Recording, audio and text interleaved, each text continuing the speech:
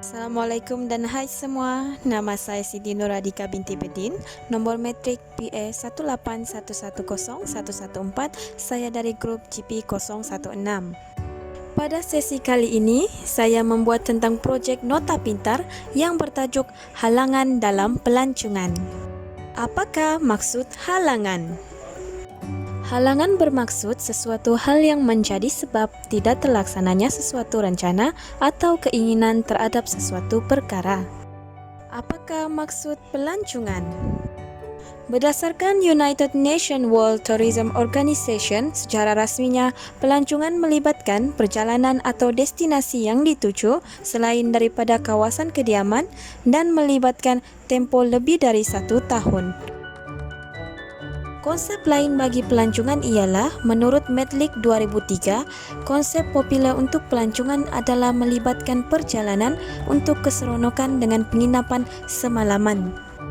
Pelancongan juga merujuk kepada aktiviti melawat, melancong atau mengembara ke sesuatu tempat lain yang melebihi 50 batu dari tempat kediaman, tidak lebih dari 1 tahun untuk tujuan rekreasi atau mengisi masa lapang.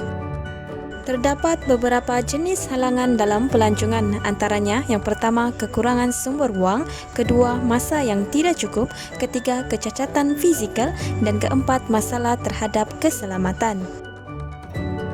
Pertama, dari segi kekurangan wang, duit adalah perkara penting untuk melakukan sebarang perjalanan, khususnya untuk aktiviti pelancongan. Duit diperlukan untuk membayar kos pengangkutan, makanan, dan bayaran kegiatan lainnya. Ketiadaan sumber keuangan yang mencukupi, seseorang tidak akan mampu untuk melakukan perjalanan dalam pelancongan, terutamanya yang melibatkan luar negara. Ketidakcukupan sumber keuangan semasa melancong akan menimbulkan beberapa masalah, seperti meminta sedekah di negara orang dan juga melakukan jenayah. Dua, tiada masa yang mencukupi. Halangan seperti ini adalah bagi individu yang mempunyai komitmen tinggi dalam bidang pekerjaannya. Mereka yang memiliki keluarga yang besar juga agak susah untuk melancong kerana perlu mengurus keluarga.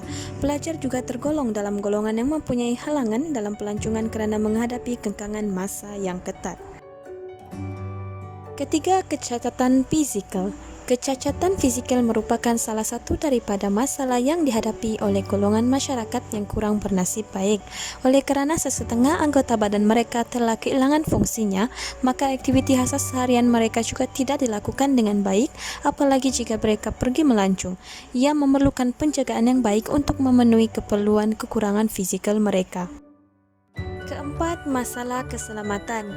Isu keselamatan dan jaminan dalam industri pelancongan adalah aspek kritikal yang perlu diberikan perhatian yang serius untuk memastikan satu-satu destinasi pelancongan terus kekal menjadi pilihan pelancong.